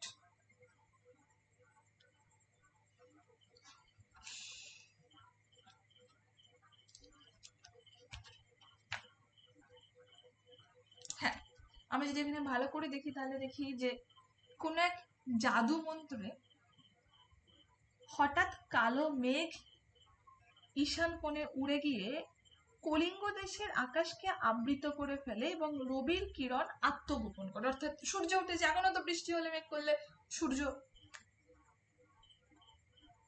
মেঘের আড়ালে চলে যায়। তখন অকাল অন্ধকার ঘিরে ধরে কলিঙ্গ রাজ্যকে। কলিঙ্গ একটা রাজ্য। উত্তরের বাতাস বয়ে আনে মেঘের গুরু গুরু গর্জন এবং প্রবল ধূলি ঝড়ে সবুজ শস্য ঢাকা পড়ে উৎপাটিত হয়। পরাক্রমশালী ঝড়ের তাণ্ডবে ভীত কলিঙ্গবাসী নিজের বাসভবন ছেড়ে নিরাপদ আশ্রয় খোঁজে বের হয়। বাঁধ ভাঙা বন্যার মতো কাজল কালো আকাশের বুক থেকে নেমে আসে অবিশ্রান্ত বাড়িধারা। মেঘের উচ্চ নিনাদ ও মুষলধারে বর্ষণ কলিঙ্গবাসীর হৃদয়ের আসন্ন প্রলয়ের শঙ্কা জ্বালিয়ে তোলে। উন্মত্ত ঝড়ের প্রবল দাপটে অসহায় প্রজারা নিজেদের বাসভবন ছেড়ে নিরাপদ আশ্রয়ের সন্ধানে বের হয় এবং সজল মেঘের গুরু গর্জনে প্রজারা পরস্পরের কথাবার্তা শুনতে সক্ষম হয় না। গভীর কৃষ্ণবর্ণের মেঘ এমন ভাবে আকাশকে আচ্ছাদিত করে যে সেই আবরণ ছিন্ন করে দেব দিবাকরের দীপ্তি কলিঙ্গবাসীর কাছে পৌঁছয় না। মুষলধারে বর্ষণ, ঘন ঘন বজ্রপাত, বিদ্যুতের আলো, দামাল ঝড়ের তাণ্ডব থেকে পরিত্রাণ পাওয়ার আশায় কলিঙ্গের প্রজা সাধারণ জৈমিনী ঋষিকে স্মরণ করে এবং তাদের সরল বিশ্বাস যে এই মীমাংসা দর্শনের প্রণেতা এই ঋষি জৈমিনীকে ভজনা করলে দুর্যোগ কেটে যাবে, বজ্রপাত বন্ধ হবে। দেবী চণ্ডীর আদেশে প্রাকৃতিক দুর্যোগের সঙ্গেই চলে বীর হনুমানের তাণ্ডব। মঠ অট্টালিকা চুরমার করে কলিঙ্গ নগর ধ্বংসের নেশায় মেতে ওঠে। দেবী চণ্ডীর আদেশে নদ নদীরা দুরন্ত প্লাবনে ভাসিয়ে নিয়ে নিজের রাজ্যের অংশ বিশিষ্ট সেসব নিয়ে চলে যায় এবং গৃহহীন সহায় সম্বলহীন প্রজারা তখন নতুন আশ্রয়ের খোঁজে পথে নামে। এখানে আমরা যে জায়গাটা আরেকটু জানার চেষ্টা করব যে লেখক অর্থাৎ মুকুন্দ চক্রবর্তী সম্বন্ধে অল্প বিস্তর। আমরা জানি যে বর্ধমান জেলার দামুন্না বলে একটা গ্রাম আছে। বর্ধমান জেলার সেই দামুন্না গ্রামে এই মুকুন্দ চক্রবর্তীর জন্ম। তার পিতার নাম হৃদয় মিশ্র এবং আমরা আরো দেখি যে দিহিদার মামুদ শরীফের অত্যাচারে উৎখাত হয়ে তিনি আনুমানিক 1557 খ্রিস্টাব্দে মেদিনীপুর জেলার আরড়া গ্রামের জমিদার বাঁকুড়া রায়ের দ্বারস্থ হন। আমরা দেখি যে বাঁকুড়া রায়ের পৃষ্ঠপোষকতায় চণ্ডীমঙ্গল কাব্য রচনা করে কবি কঙ্কন উপাধি লাভ করেন। তাহলে এই যে দেবী দেবী চণ্ডীর জন্য যে চণ্ডীমঙ্গল কাব্য যেটা রচনা করছেন মুকুন্দরাম চক্রবর্তী বা মুকুন্দ চক্রবর্তী, তার জন্যই কিন্তু তিনি এই কবি কঙ্কন উপাধি লাভ করছেন। সেই জন্য তিনি এখানে তার ভণিতা ব্যবহার করেছেন। ভণিতা বলতে কোনো কবি যখন তার কোনো কবিতায় বা তার কোনো কাব্যে তার নিজের নাম ব্যবহার করেন তখন তাকে বলা হয় ভণিতা। যদি প্রশ্ন আসে কলিঙ্গ দেশে ঝড় বৃষ্টি কবিতায় কবি কতবার তার ভণিতা ব্যবহার করেছেন, তখন আমাদের বলতে হবে একবার, অম্বিকা মঙ্গল গান শ্রী কবি কঙ্কন। এবং আমরা আরো দেখি যে মধ্যযুগের বাংলা সাহিত্য তার রচনাতেই প্রথম কি হয় না উপন্যাসের লক্ষণ দৃষ্টিগোচর হয়। এই যে পরবর্তীকালে উপন্যাস এসছে সেটা কিন্তু প্রথম তার হাতে খড়ি দিচ্ছেন এই মুকুন্দ চক্রবর্তী। এবং এই যে কবিতাটা আমি এখানে দাগাতে পারবো না, কারণ এখানে না একটা পারমিশন যে বললাম না এটা ওই বাংলাশিক্ষা.com থেকে ডাউনলোড করা, ফলত এখানে তুমি এটা এডিট করতে পারবে না কোনোভাবে, তাই আমি দাগাতে পারছি না বইটাতে। তোমরা একটু দাগিয়ে নাও যে এখানে কোন কোন জায়গাটা ইম্পর্টেন্ট বা কোন লাইনগুলো ইম্পর্টেন্ট মনে হয়। একদম শুরুতে চলে যাও বইয়ের, একদম শুরুতে দেখো এই জায়গাটা, প্রলয় গনিয়া প্রজা ভাবয়ে বিষাদ, দাগাও। ঈশানে উড়িল মেঘ সঘনে চিকুর, দাগাও। উত্তর পবনে মেঘ ডাকে দূর দূর, দাগাও। চারি মেঘে বরিশে মুষলধারে জল, দাগাও। চারি মেঘে জল দেয় অষ্ট গজরাজ, দাগাও। নিরবধি 7 দিন বৃষ্টি নিরন্তর, দাগাও। মঠ অট্টালিকা ভাঙি করে খান খান, গর্ত ছাড়িয়ে ভুজঙ্গ ভাসিয়া বুলে জল, ধুলে আচ্ছাদিত হইল যে ছিল হরিত। এইগুলো দাগালে আপাতত চলবে। আমরা এখানে আর কি তথ্য দেখতে পাই বা আর কোনগুলো দেখতে পাই? কলিঙ্গ দেশে ঝড় বৃষ্টি এই যে পদ্যাংশ, এই পদ্যাংশটি মুকুন্দরাম চক্রবর্তী রচিত চণ্ডীমঙ্গল কাব্যের অংশ, সেটা বোধহয় এতক্ষণে আমরা বুঝতে পেরেছি।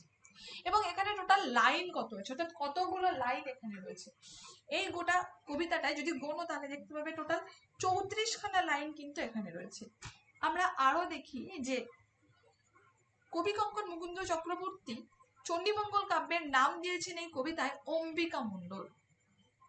আমরা আরো দেখি যে মেঘ অন্ধকার করার ফলে কেউ নিজের শরীর পর্যন্ত দেখতে পাচ্ছে না, মেঘে কইল অন্ধকার, এই বাক্যটি এই কবিতায় টোটাল 2বার ব্যবহার করা হয়েছে। চারি মেঘের বর্ষণ হচ্ছিল কোথায়? মুষলধারে, এবং মানে ঘন ঝড় হুড় হুড় দূর দূর ভাবে বইছিল। কলিঙ্গ দেশের ঝড় বৃষ্টির কথা বলা হয়েছে এখানে। ঢেউগুলো বা ঢেউগুলির আকার বিশাল পর্বত সমান ছিল। ভাদ্র মাসে তাল পড়ে, যদি প্রশ্ন আসে চৈত্র মাসে তাল পড়ে অশুদ্ধ দিতে হবে, কিংবা যদি মনে করে কোন মাসে তাল পড়ে প্রশ্নটা আসলো, তখন কিন্তু আমাদের বলতে হবে ভাদ্র মাসে তাল পড়ে। এখানেই কিন্তু রয়েছে, হ্যাঁ, এই কবিতার মধ্যে এই যে ভাদ্র মাসে যেন পড়ে থাকা তাল, কিসের সঙ্গে, কেন, কি বলা হয়েছে না, যে শিলগুলো পড়ছে সেই শিলগুলোর সঙ্গে কিন্তু সেই ভাদ্র মাসে তালের তুলনা করা হয়েছে। বীর হনুমান মাঠ অট্টালিকা ভেঙে সব খান খান করে দিচ্ছে। আমরা আরো দেখি যে 7 দিন নিরন্তর বৃষ্টি হচ্ছে, এবং কবিতার শেষে কবির নাম ব্যবহার করাকে ভনিতা বলা হয়। চারি মেঘ বলতে 4টে মেঘের যে নাম এখানে বলা হয়েছে, সম্বর্ত, আবর্ত, পুষ্কর এবং দ্রোণ, যদিও এখানে বলা হয়নি কিন্তু এটা এই কাব্যগ্রন্থে বলা হয়েছে। এবং জৈমিনী হলেন এখানে মীমাংসা দর্শনের একজন প্রণেতা বা একটা মুনি, এবং কথিত আছে যে এই জৈমিনীর নাম স্মরণ করলে বজ্রপাত নিবারিত হয়। এই সরল বিশ্বাস থেকে কলিঙ্গ দেশের অধিবাসীগণ বজ্রবিদ্যুতের সময় তার নাম স্মরণ করছেন বা তার নাম কীর্তন করছেন। এখানে ভুজঙ্গের উল্লেখ পাই। ভুজঙ্গ বলতে সাপ। এখানে চিকুর শব্দের উল্লেখ পাই। চিকুর বলতে কি না, বিদ্যুতের কথা বলা হয়েছে। এখানে হরিৎ শব্দের উল্লেখ পাই। হরিৎ বলতে আমরা সবাই জানি সবুজ। এখানে বলছে যে এই যে অষ্ট গজরাজ, এই যে লাইনটা, ঠিক আছে, বলা হচ্ছে যে চারি মেঘে জল দেয় অষ্ট গজরাজ। 8টা গজরাজ বলতে কিসের কিসের বলা হচ্ছে না, ঐরাবত, পুণ্ডরিক, বামন, কুমুদ, অঞ্জন, পুষ্পদণ্ড, সার্বভৌম, সুপ্রতীক। ব্যঙ্গ দর্গাবাজ, অর্থাৎ ব্যাঙের মতো তড়াক করে লাফিয়ে লাফিয়ে যে বাজ পড়ছে তাই বলছে ব্যঙ্গ দর্গাবাজ। এখানে বেশ কিছু শব্দার্থ রয়েছে, বেশ কিছু ধ্বনি পরিবর্তন রয়েছে, বেশ কিছু সন্ধি বিচ্ছেদ রয়েছে, ধাতু রয়েছে, প্রত্যয় রয়েছে। তার মধ্যে কয়েকটা ধ্বনি পরিবর্তন আমি তোমাদের সঙ্গে একটু বলে দিতে চাই বা তোমাদেরকে একটু জানাতে চাই। আমি জানি তোমরা জানো, ওই যে বললাম তোমরা যেগুলো জানো সেই তোমাদের যে নলেজ, সেই নলেজটার সঙ্গে আমি আরেকটু কিছু বিষয় অ্যাড করে বিষয়টা আমি অ্যাড অন করছি। যেমন কৈল, এই কৈল শব্দটা কিসের ফলে হয়েছে? মেঘে কৈল অন্ধকার, মেঘে কৈল অন্ধকার, না এটা অভিশ্রুতির ফলে হয়েছে। কেমন? কহিন থেকে, কৈল থেকে কৈল। যেমন চিকুর, এই চিকুর শব্দটা কিসের জন্য হয়েছে? চয়সী কয়স্যুরা, চিকুর, এই যে ঈশানে উড়িল মেঘ সঘনে চিকুর, এই শব্দটা আসলে হয়েছে কিসের জন্য? না এই শব্দটা হয়েছে সমাক্ষর লোভের জন্য। চিকুর থেকে চিকুর, চয়সী কয় কয়স্যুরা, চিকুর থেকে চিকুর, এটাকে আমরা সমাক্ষর লোভ বলতে পারি। আবার আমরা এটা মধ্য ব্যঞ্জন লোপও বলতে পারি। আমরা বরিশে শব্দটা আসছি, বরিশে শব্দ, এই বরিশে শব্দটা হচ্ছে স্বরভক্তি, অর্থাৎ বর্ষে থেকে বরিশে। হেজ্জা শব্দটা আসছে, এই হেজ্জা শব্দের অর্থ হচ্ছে কোনো কিছু ভিজে যখন পচে যায়, কোনো কিছু ভিজে যাওয়ার ফলে যখন পচে যায়। এখানে আমরা দেখি যে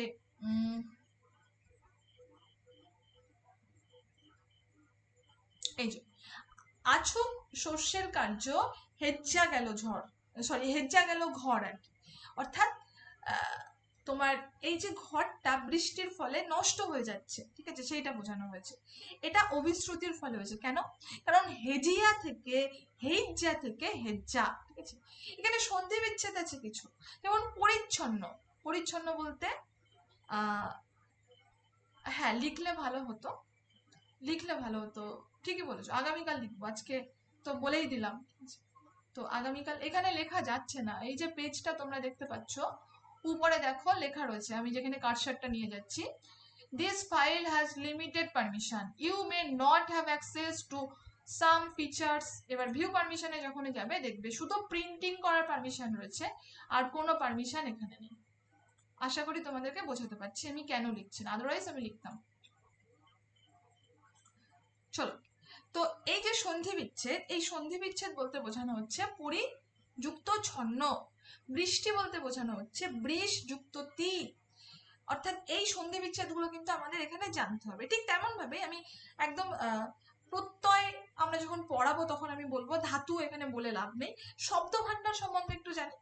আমরা তৎসম শব্দ জানি, তদ্ভব শব্দ জানি, দেশি শব্দ জানি, অর্ধ তৎসম শব্দ জানি। তো তৎসম শব্দ বলতে কি বোঝানো হয় একটু ছোট্ট করে বলে দেবো না, যে শব্দ তৎসমান অর্থাৎ সংস্কৃতের সমান যে শব্দ, যেমন এখানে যেগুলো ব্যবহার করা হয়েছে অঙ্গ, পবন, মেঘ, গজরাজ, এগুলো কিন্তু সব তৎসম শব্দ। এখানে কিছু দেশি শব্দের ব্যবহার করা হয়েছে, যেমন চাল, ডাক, এগুলো কিন্তু সব দেশি শব্দ।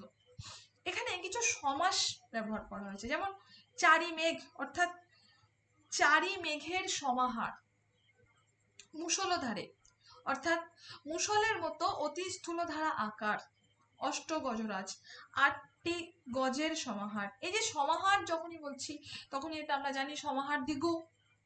মুষলের মতো অতি স্থূল ধারা আকার অর্থাৎ মুষলধারে মানে মধ্যপদলোপী বহুব্রীহি, আশা করি জানি এই জায়গাগুলো। তো এটাই বিষয় আর কি আমাদের কলিঙ্গ দেশে ঝড় বৃষ্টি। আমার এর বাইরে আর কোথাও ইনফরমেশন কিছু আছে বলে আমার মনে হয় না, ঠিক আছে, এইগুলো ইনফরমেশন। এইবার আমি একটা প্রশ্ন ধরবো, তোমরা একটু লিখবে, যদি কমেন্ট বক্সে লেখো খুব সুবিধা হয়। মানে একটা না, 4-5টা একটু প্রশ্ন ধরে এই কলিঙ্গ দেশে ঝড় বৃষ্টির উপরে একটু শুদ্ধ অশুদ্ধ বলো। আচ্ছা, ঈশানে উড়িল মেঘ সঘনে চিকুর, বলো শুদ্ধ না অশুদ্ধ? মেসেজ বক্সে একটু লিখলে খুব মানে আর কি বুঝতে পারবো যে তোমরা বুঝতে পেরেছো না পারোনি।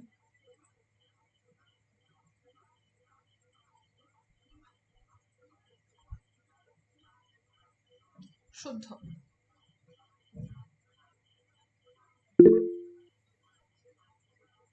চলো নেক্সট, বিপাকে ভবন ছাড়ি প্রজা দিল রড, এটা শুদ্ধ না অশুদ্ধ? বিপাকে ভবন ছাড়ি প্রজা দিল রড,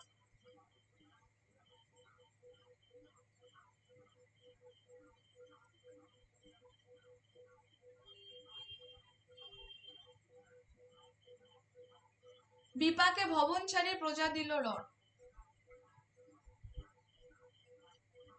সঞ্জিত কুণ্ডু তুমি অশুদ্ধ বলছো, এটা শুদ্ধ হবে। হ্যাঁ,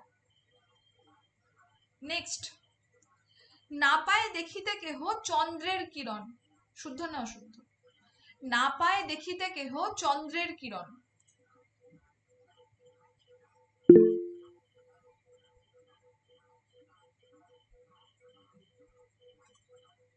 গুড।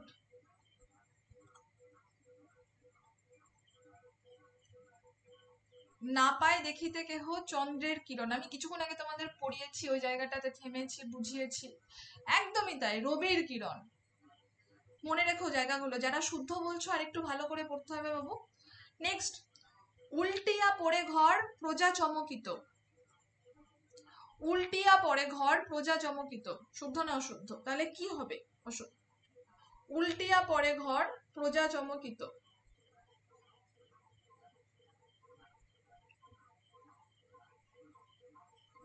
উল্টিয়া পড়ে ঘর প্রজা চমকিত, এটা অশুদ্ধ হবে। কেন? উল্টিয়া পড়ে শস্য প্রজা চমকিত। মনে রেখো। আমি নেক্সট, আচ্ছা বলো, পাহাড় ছাড়ি ভুজঙ্গ ভাসিয়া বুনো জলে, পাহাড় ছাড়ি ভুজঙ্গ ভাসিয়া বুনে জলে।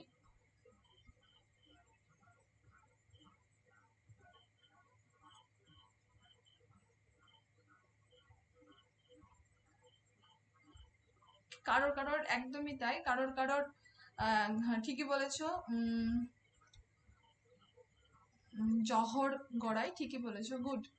কারোর কারো একটু সমস্যা হচ্ছে, আর একটু বিষয়টা পড়াশোনা করতে হবে। হ্যাঁ, হয়তো তোমরা আজকে প্রথম শুনেছো ক্লাস, তো সমস্যা হওয়াটা খুব স্বাভাবিক। চলো, পাহাড় ছাড়ি ভুজঙ্গ ভাসিয়া বুনো জলে নয়, এখানে একদম দেখো তোমাদের সামনে খোলাই রয়েছে যে পিডিএফটা, সেখানে রয়েছে গর্ত ছাড়ি ভুজঙ্গ ভাসিয়া বুনো জলে, অর্থাৎ পাহাড় নয়, গর্ত। হ্যাঁ, নেক্সট, আচ্ছা আমাকে লাস্ট একটা কোশ্চেনের উত্তর দিও, তোমরা লিখে দেবে। মুকুন্দরাম চক্রবর্তী চণ্ডীমঙ্গল কাব্য কি নামে পরিচয় দিয়েছেন এই কলিঙ্গ দেশে ঝড় বৃষ্টি কবিতায়? লিখবে, হ্যাঁ, মেসেজ বক্সে। মুকুন্দরাম চক্রবর্তীর যে চণ্ডীমঙ্গল কাব্য কি নামে পরিচয় দিয়েছেন?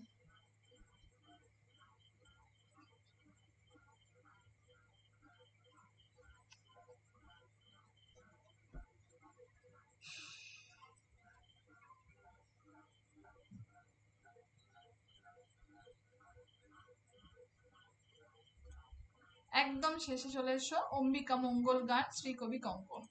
তারপরেও যারা ভুল অভয়া মঙ্গল বলছো, আমি কি বলি বলো দেখি তোমাদের, কি বলবো আমি তোমাদের? কেন অভয়া মঙ্গল বলছো? রঞ্জিত, তারপরে আর যারা বলছো, একটু ভালো করে লক্ষ্য দিতে হবে। হ্যাঁ, একটু ভালো করে লক্ষ্য দিতে হবে, এমন ভাবে করলে হবে না। চলো, আর একটা বিষয় আমি লাস্ট ধরবো। তোমাদের জানা আছে কিনা আমি বলতে পারবো না, জাস্ট আমি ইনফরমেশনটা আমি জানিয়ে দেবো। এই যে চারটে মেঘের কথা আমরা একটুখানি আগে দেখলাম বা বললাম, যে সম্বর্ত, আবর্ত, পুষ্কর এবং দ্রোণ, এই চার মেঘ পুরাণ মতে কোন দেবতার ঔরসজাত? অপশন দিচ্ছি আমি: ইন্দ্র, ব্রহ্মা, বিষ্ণু, বরুণ। তোমরা শুধু লেখো।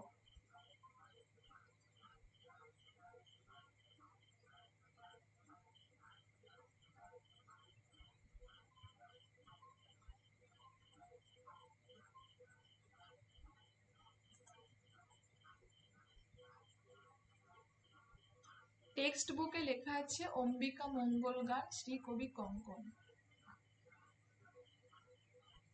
এর বাইরে টেক্সট বুকে কিছু লেখা আছে? তুমি যে বললে টেক্সট বুকে লেখা আছে, তো ওইটাই দেখেই তো তোমাকে বললাম।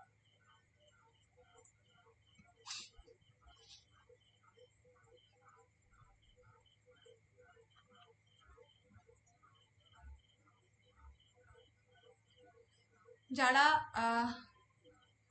অনেকেই ঠিক উত্তর দিয়েছো, হ্যাঁ, যারা ব্রহ্মা বলেছো তাদের উত্তর একদম রাইট, ঠিক আছে। যারা ব্রহ্মা বলনি তারা একটু শুনে নাও। ব্রহ্মা, তোমার চার মেঘ পুরাণ মতে ব্রহ্মার ঔরসজাত। আচ্ছা, তো এইবার তোমরা আমাকে একটুখানি বলো যে এই যে ক্লাসটা করলে, এই ক্লাস সম্বন্ধে তোমাদের যদি কোনো জিজ্ঞাসা থাকে তাহলে আমাকে একটু মেসেজ বক্সে জানাও, আমি তোমাদের কোশ্চেনের উত্তরটা দিয়ে দেবো। আর যদি জিজ্ঞাসা না থাকে তাহলে সেক্ষেত্রে আমি আজকের ক্লাসটা স্যারের কাছে হ্যান্ড ওভার করবো। যদি কোনো জিজ্ঞাসা থাকে বলো। এই যে 1.5 ঘন্টা ক্লাস নিলাম, 1.5 ঘন্টা ক্লাসের সাপেক্ষে কোনো জিজ্ঞাসা কি আছে?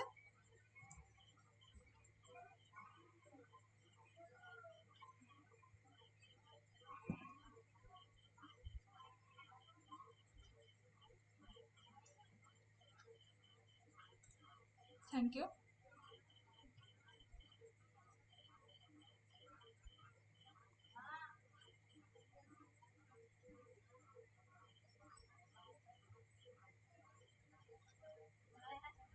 মাইক অন করা যাবে না তোমাদের। আর এখানে অষ্টগজরাজ কোন হাতিটা কোন হাতিটা কোন দিকের? আচ্ছা, অষ্টগজরাজের কোন হাতিটা কোন দিকের সেটা তো পরীক্ষায় আসবে না, ঠিক আছে।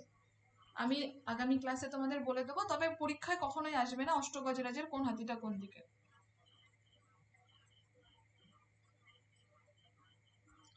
সিলেবাসের মধ্যে সবকিছু থাকবে। এটা বুঝলাম না কি বলতে চাইলে। পদাবলীর যে বইটার নাম বলেছিলেন সেটা আরেকবার বলবেন। কলকাতা বিশ্ববিদ্যালয় থেকে বৈষ্ণব পদাবলী, শাক্ত পদাবলী দুটো বই আছে। হ্যাঁ, আচ্ছা, রোজ যা হবে গ্রুপে একটু বলে দিলে আমরা নিজেরাও একটু করে দেব। আচ্ছা, সেটা বলে দেওয়া হবে আশা করি।